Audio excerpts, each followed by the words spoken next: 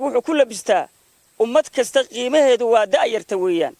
da'yartiiba maanta ka soo farxaysin baarakallahu fiikum halkani waa deegaanka Gooryo Xunta Sare oo hadda bulshada deegaankaasi u bedeleen magaceedii Gooryo Cadda Sare waa deegaan ballaaran oo istiraatiiji ah oo dhaca xuduudda u dhaxaysa Soomaaliland iyo dawlad deegaanka Soomaaliya laga dhagax dhigay school boarding ah oo bulshada deegaankaasi baahi weyn u qabeen isla markaana bulshadaasi u noqon doona sidii qorax soo baxday dhismaha la dhagax dhigay ayaa waxa fulidaya qurba joogta deegaankaasi waxaana loogu baaqay bulshada deegaankaasi qurba joogta ganacsatada iyo cid kasto gacan ka geysan karta loogu baaqay inay ka qayb qaataan iskuulka boardingka ah ee loo furi doono ubadka iyo jiilka sanadada dambe soo kori doona kaasi oo noqodaya mid soo iftiimiya bulshada deegaanadaasi waxaana ugu horeynta halkaasi ka hadlay gudoomiyaha magaalada Gooryo Cadda Sare Sool Maxamed Jaamac Nuur Warsame oo kamid ah waxgaradka deegaankaasi Macallin Cabdi Faarax Xandulle iyo Sheekh Yuusuf Maxamed ayaa tilmaamay sida deegaankaasi ugu baahnaayeen iskuulkan iyo waliba fariimo kala duwan ay u direen bulshada deegaankaasi ka soo jeeda halkani waa Gooryo Cad waa deegaanka hadii la ka dhigayo Gooryo Cad xadka ku yaala dhinaca galbeed waxa ka xiga degmada Xaaji Saalax dhinaca barina waxa ka xigta degmada Duruqsi halkan waxaanu ka aasaasnay imka goobtan aanu taaganahay iskuul boarding ah oo deegaankan Gooryo Cad loo sameeyo oo loo dhisayo dhul ballaaran oo aad arkaysaan oo inta imka indhihiinu ay qabanayaan indhihiinu intay qabanayaanba ah ayaanu insha Allah magaalada ay gudoonsisay hadda waxaanu qalqaalinaynaa inaanu dhisno fasallo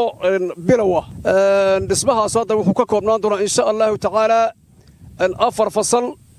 oo ballacoodu yahay 6 mitir dhererkooduna yahay 8 mitir oo 4 waxa weheliya office waxa weheliya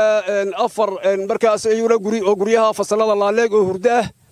ah waxa weheliya jiko ayaduna 6 mitir ama 6 mitir iyo 6 mitir ah waxa weheliya masaajid 8 mitir iyo 8 mitir ah oo ardayda iyo macallimiinta iyo cid kale alla keenaba ay ku tukato haduu Ilaahay idmo dhismahaas ayaa nimka insha Allah tacaala oo bilowa ayaa insha Allah tacaala hadda bilaabi doona waxaan doonaynaa dadka markaa qurba joogta dadka ganacsatada waxaan doonaynaa in laga wada qayb qaato oo hadii la ka dhigayo career miyiga laftiisa waxa laga doonayaa awrkii waxa laga doonayaa hashi waxa laga doonayaa wankii waxa laga doonayaa in maskaxdii qurba joogtana waxaan laga doonayaa iyaguna inay miisaanka u ballaaran ay qaataan gobolada waxa laga doonayaa iyaguna in miisaankooda ay qaataan sida la ajigeed maanta waa aragtaan halkan la gudoonsiyay maanta qariyadii waxay bixisay dhul ka badan dhowr boqol ama 300 ka badan oo intii doona laga dhisi karo iminkana laga sii bilaabayo inta uu sheekay Sheekh Yuusuf sii sheegay laga sii bilaabi doono farxad bay noo tahay waxa ogtihiin dadku inuu yahay dadkii abaarta ka soo xarooday waxa jiri jirtay xilli dadku aanu danayn jirin inuu tuulada degaba ee uu danayn jiray inuu meel ka fog ka soo arooro maanta dadkii kulligii guduhu ku jira 10 qof 2 qof baa wax iska bixin kara markay noqoto wax barasho farxad bay noo tahay farxad badan bay noo tahay nasiib u heshay 4 wada ee dawladda deegaanka looga talaabay inay mid ka mid noqoto waa daba Gooryaale waxa weeyaan Balidhiig waa Gooryo Xun waa meesha la yiraahdo xalxalis 4 meelood ayaa degmadu waraaqano dad noogu keentay cid alla iyo cidii wax dhisanaysa ee qurba jooga waan u haynaa meeshii uu dhisan lahaa qalbigaynu ka wada soconaa dadkuna daymanka wuxuu baa lagu wada hadlaaya cidina isuma dhoofto baabuurna isuma raacdo ilaahay hadalka inoo hagaajo xaajada inoo hagaajo oo iimaanka Allah inagu sugo al-ilmu fi saqar ka naqsh fi al-hajr yani waxa weeye ilmaha yaraanta lagu naqshadeeya cilmiga waxa uu la mid yahay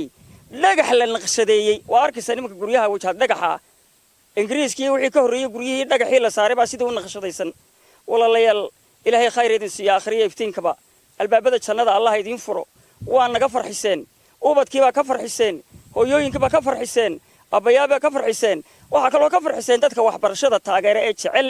waa ka mid tihiin oo rag soconaya ka mid yahay oo rag halkan jooga ka mid yihiin iyo dad kale oo fara badan oo danaynayaba dadku wuxuu ku labistaa